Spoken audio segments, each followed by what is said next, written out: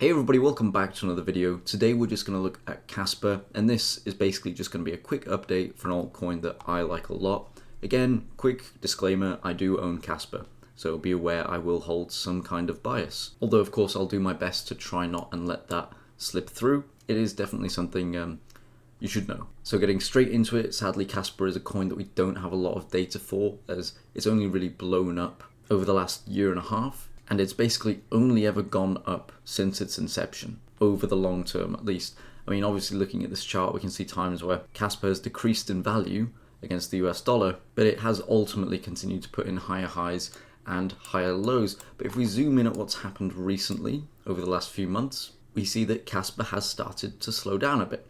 And where we've put in a low originally, and then we've had a strong rally, and for the first time ever, I'm pretty sure with Casper, we've returned back to that low. Now we haven't had a weekly close there, but we have had wicks that have come back down to this low, and it looks very much like we will return to this low. This low, just for reference as well, is at about 10 cents. And again, if we zoom out and take a look, there's been very few times where Casper has returned to a low, if even. I mean, there's some arguable cases.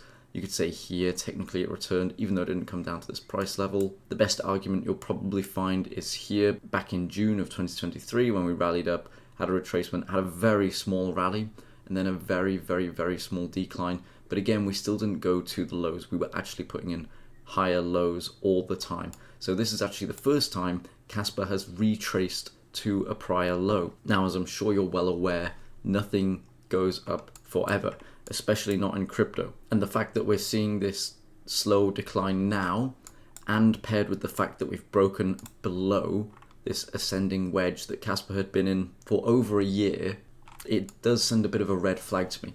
Now this could just be a case of breaking below, reaching this low, and bouncing up. However, if Casper was going to continue to trend up, I would ask, why didn't it just keep trending up? Why would it have to break down below like this and show this weakness in the space? To me, that signals worse to come. Now, it could just be a few months of red and we maybe retrace back to these prices of 4 cents maybe, but that would still be quite a drop. Maybe we only go to 8 cents. Maybe we go to 7 cents. It's very difficult to say. I have no real clue. Again, we've never seen Casper experience a prolonged period of downward sell pressure. Even during when it launched back in 2020, it only basically went up. So this is completely new territory for everyone. If I had to guess, I would assume that if we're going to start seeing weakness in Casper now, it's most likely going to coincide with rate cuts, in my opinion. And again, just so you're aware, the crypto space generally loses value when rates are being cut. This is in America that I'm talking about now. The Fed, Jerome Powell. Historically, crypto and altcoins have performed poorly when rate hikes and rate cuts are being made. And now in a few days, we will have the Fed meeting where they will announce if they are deciding to cut rates now. I don't think they will. The majority of people think they won't either, but who knows?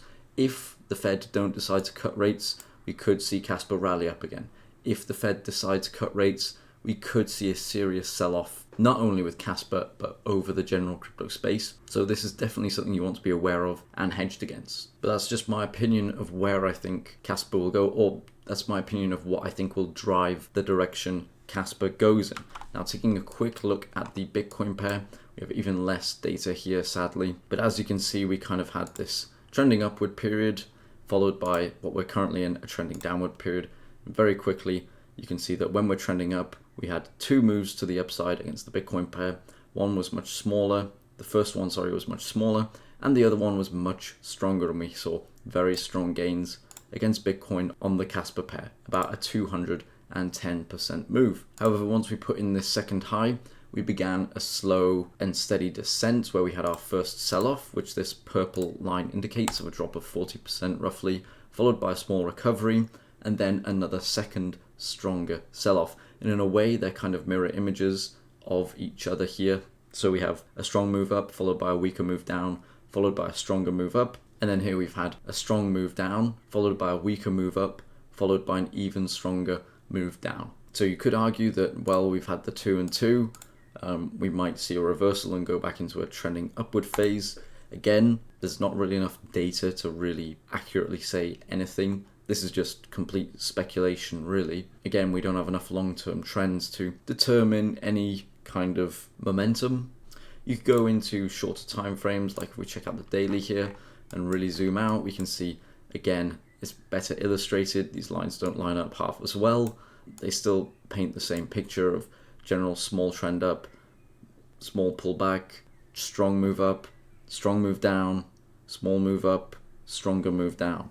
So where we are now really depends. We can see that we're also basically coming to a pinch. And again, I think this will kind of dictate what happens with the Fed. I think if we have quantitative easing, if we start cutting rates, most likely the market will have a sell. And when the market has a sell, Bitcoin outperforms altcoins. This is true more or less across the board. If, however, no cuts are announced, we could see a rally, and that could basically allow Casper to outperform Bitcoin, which would again kind of move us to the upside on this chart. But again, neither of those scenarios have to play out. It can go an infinite number of ways because of an infinite number of reasons. We really just don't have enough data.